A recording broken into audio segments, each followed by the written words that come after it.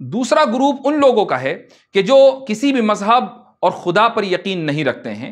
یہ لوگ، ہم ان کو اصطلاح کی زبان میں ملحدین کہتے ہیں، اور ان کی ایک بڑی تعداد دراصل مرتدین کی ہے. یعنی جو کسی زمانے میں مسلمان تھے لیکن مغربی تہذیب کے اثر سے وہ لوگ اب مسلمان نہیں رہے، انہوں نے اسلام چھوڑ دیا، کوئی دوسرا مذہب انہوں نے اختیار نہیں کیا. یہ لوگ اصطلاح میں ان کو انگریزی میں ایکس مسلمز بھی کہا جاتا ہے. ایک آرگنائزیشن ہے امریکہ میں، اس کا نام ہے ایتھیسٹ ریپبلک. اس کا چلانے والا ایک ایرانی النسل ایکس مسلم ہے، یعنی اس نے کسی زمانے میں وہ مسلمان تھا، اس نے اسلام چھوڑ دیا. اس کا نام ہے آرمین نوابی. یہ شخص جب اس نے اپنی آرگنائزیشن قائم کی، اور کوئی زیادہ پرانی بات نہیں ہے، 2015 میں یہ آرگنائزیشن قائم ہوئی، آن لائن قائم ہوئی. اس کی ایک کتاب ہے جس کے اندر اس نے 20 ایسے دلائل دیے ہیں کہ جس میں اس نے اللہ رب العزت کے وجود کے خلاف، یعنی اس نے دلائل دیے ہیں. اور اس کتاب کا نام ہے 20 Arguments Why God Does Not Exist، کہ 20 ایسے دلائل کہ خدا موجود کیوں نہیں ہے. اور میں ابھی بتا رہا تھا حضرت مولانا ذیشان مصباحی دامت برکاتہم کو کہ ہمارا ایک طریقہ ہے شرح عقائد پڑھانے کا. شرح عقائد میں جب ہم متن پڑھاتے ہیں تو ساتھ میں اس طرح کے لوگوں کی کتابیں بھی چلتی ہیں. تو آج کل ہم آرمین نوابی کی کتاب پڑھ رہے ہیں، اور اس میں 20 آرگیومنٹ میں سے کم 5 پورے کر چکے ہیں. تو ہم یہ کرتے ہیں کہ اپنے طلباء کو وہ کتاب پڑھاتے ہیں.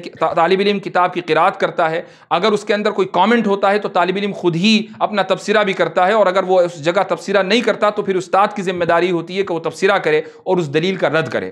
میں یہاں آپ کو ایک اصول بتانا چاہتا ہوں، اور دراصل اس اصول کو اگر آپ یاد رکھیں گے تو انشاءاللہ کسی بھی ملحد اور کسی بھی ایتھیسٹ کے مقابلے میں آپ ناکام نہیں ہوں گے. اس کی وجہ یہ ہے کہ ایتھیسٹ کے پاس، ملحد کے پاس ایک بھی ایسی دلیل قطعی نہیں ہے کہ جس کی بنیاد پر وہ یہ دعویٰ کر سکے کہ اللہ موجود نہیں ہے. ان کو یہ اس بات کا ادراک ہے کہ ہمارے پاس دلائل نہیں ہیں. ہم اسی لیے وہ مسلمانوں سے یا اہل مذہب سے دلائل کا مطالبہ کرتے ہیں. وہ یہ کہتے ہیں کہ آپ دلیل دیں کہ خدا موجود ہے. اور بہت سی مرتبہ جب ملحدین سے میرا مناظرہ ہوا تو یہی چیز نکل کر سامنے آئی کہ ٹھیک ہے آپ اہل مذہب ہیں، ہم تو کسی مذہب کو نہیں مانتے، تو آپ دلیل دیجئے کہ خدا موجود ہے. میں نے ایک اور موقع پر ابھی حال ہی میں اس اصول کو ذکر کیا، اور اس کی کافی طلباء نے اور اساتذہ نے اس کی پذیرائی کی. میں یہاں پر بھی آپ کے سامنے وہ اصول ذکر کرنا چاہوں گا. دیکھیے، ہم نے ایک ضابطہ پڑھا ہے، اور یہ ضابطہ صرف فقہی اور شرعی اسلامی ضابطہ نہیں ہے، بلکہ کورٹ میں بھی یہی ضابطہ چلتا ہے کہ البینۃ علی المدعی والیمین علی من انکر، کہ جو شخص دعویٰ کر رہا ہے بینہ اور ایویڈنس اس کو دینا ہے. جو شخص ڈیفینڈنٹ ہے، مدعا علیہ ہے، اس کا کام بینہ اور ایویڈنس دینا نہیں ہے، اس کا کام ڈیفینس کرنا ہے. یہ جو ملحدین ہوتے ہیں، ان یہ بڑی چالاکی کے ساتھ مسلمانوں کو یا اہل مذہب کو مدعی قرار دے دیتے ہیں. وہ یہ کہتے ہیں کہ آپ کا دعویٰ ہے کہ خدا موجود ہے، لہٰذا آپ ثابت کریں کہ خدا موجود ہے، یعنی ایویڈنس دینا بھی آپ ہی کا کام ہے. ہم یہ کہتے ہیں کہ ہم مدعا علیہ ہیں، ہم مدعی نہیں ہیں. مدعی آپ ہیں کہ خدا موجود نہیں ہے، آپ اس چیز کا دعویٰ کر رہے ہیں، لہٰذا دلیل آپ کو دینی ہے، ہمیں ڈیفینڈ کرنا ہے. اور دلیل اس کی یہ ہے، یعنی آپ مدعی اور ہم مدعا علیہ اس لیے ہیں کہ جو تعریف ہے مدعا علیہ کی، وہ یہ کہ مدعا علیہ وہ شخص ہے کہ جس کے ساتھ ہو، من ساعدہ الظاہر، وہ مدعا علیہ ہے. یہ فقہی کتابوں میں لکھا ہوا ہے، اور یہ کوئی صرف فقہی مسئلہ نہیں ہے، بلکہ اگر آپ کسی لیگل ایکسپرٹ سے پوچھیں گے وہ بھی یہی بتائے گا. اس کی مثال ہدایہ میں لکھی ہوئی ہے کہ اگر کوئی شخص کسی مکان میں رہتا ہے اور کوئی شخص باہر سے آ کر یہ کہے کہ یہ مکان میرا ہے، تو جو شخص جس کے قبضے میں مکان ہے دراصل وہ مدعا علیہ ہے. وہ دلیل اس کو نہیں دینی ہے، اس کو ایویڈنس نہیں دینا ہے، اس کو کاغذ نہیں دکھانے ہیں، اس کو پیپرز اور ڈاکیومنٹس نہیں دکھانے ہیں. جو شخص باہر کھڑا ہوا ہے جس کے قبضے میں مکان نہیں ہے، اس کو یہ ثابت کرنا ہے کہ یہ مکان میرا ہے.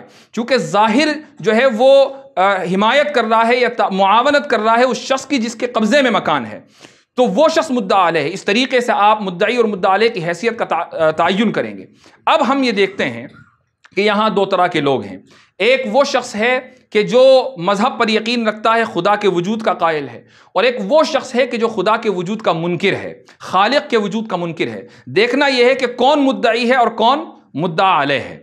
تو میں نے ایک ملحد سے سوال کیا، جب اس نے مجھ سے یہ مطالبہ کیا تو میں نے اس سے یہ کہا کہ ٹھیک ہے، ہم اپنی حیثیتوں کا تعین کرتے ہیں، مجھے یہ بتاؤ کہ اصل کس کے ساتھ ہے.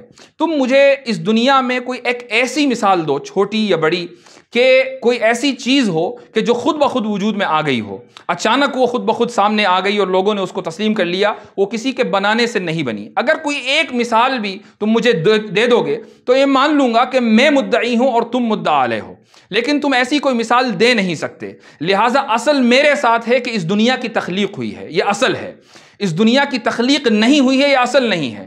میں چونکہ اصل کے ساتھ ہوں لہٰذا میں مدعا علیہ ہوں اور آپ مدعی ہیں، اور جب آپ مدعی ہیں تو ایویڈنس دینا آپ کی ذمہ داری ہے، میری ذمہ داری نہیں ہے۔ اب وہ یہاں پھنس گیا، چونکہ اس کو معلوم تھا کہ وہ صبح قیامت تک ایسی دلیل قطعی نہیں دے سکتا کہ جو خدا کے عدم وجود پر دلالت کرتی ہو۔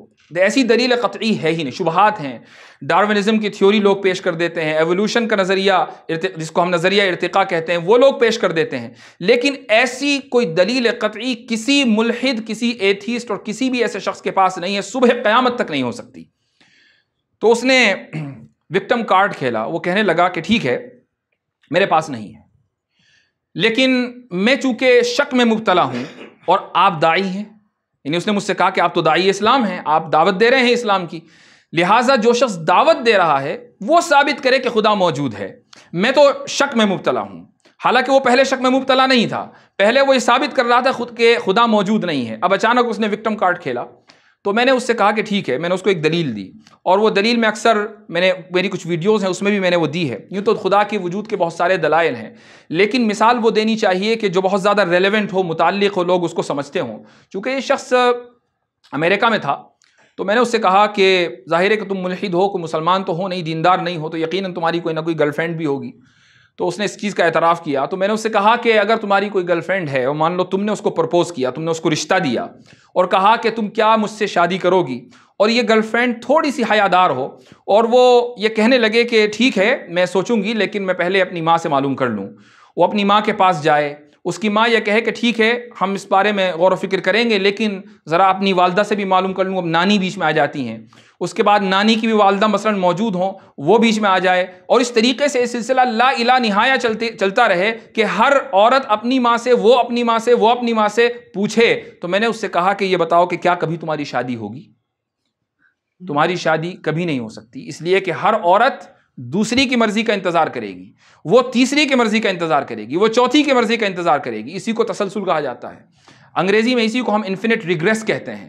انفینٹ ریگریس یعنی تسلسل صرف شرح عقائد میں باطل نہیں ہے بلکہ جدید فلسفے میں بھی تسلسل باطل ہے، اور تسلسل کی تعریف یہ ہے کہ ایک دوسری چیز پر موقوف ہو، دوسری تیسری چیز پر موقوف ہو، تیسری چوتھی چیز پر موقوف ہو، اور یہ سلسلہ لا الہ نہایہ چلتا رہے، اسی کو تسلسل کہتے ہیں۔ اور جدید فلسفی یا ماڈرن سائنس تسلسل کے ابطال کے، تسلسل کے بطلان کی قائل ہے، اس لیے کوئی ایتھیسٹ یہ نہیں کہہ سکتا کہ نہیں یہ ممکن ہے، اس کو ماننا پڑے گا کہ تسلسل باطل ہے۔ تو میں نے اس سے کہا کہ تمہاری شادی کبھی صبح قیامت تک نہیں ہو سکتی کہ اگر یہ فرض کر لو کہ ایک دوسرے سے مرضی پوچھنے کا سلسلہ لا الہ نہایہ چلتا رہے۔ ایسے ہی میں نے اس سے کہا کہ مثلا ہمارا وجود ہمارے والدین کے اوپر موقوف ہے، اتنا مان لیا، اس کے بعد ان کا وجود ان کے والدین کے اوپر موقوف ہے، ان کا وجود ان کے والدین کے اوپر موقوف ہے، اگر یہ سلسلہ اسی طریقے سے لا الہ نہایہ چلتا رہے تو تمہارا وجود کبھی نہیں ہو سکتا، لیکن تمہارا وجود ہے، اس کا مطلب یہ ہوا کہ یہ سلسلہ کہیں نہ کہیں رکا ہے، جبھی تو تمہارا وجود ہوا ہے، جہاں رکا ہے وہی موجود حقیقی ہے، اسی کو اللہ کہا جاتا ہے۔ تو یہ دلیل اس کے سامنے دی۔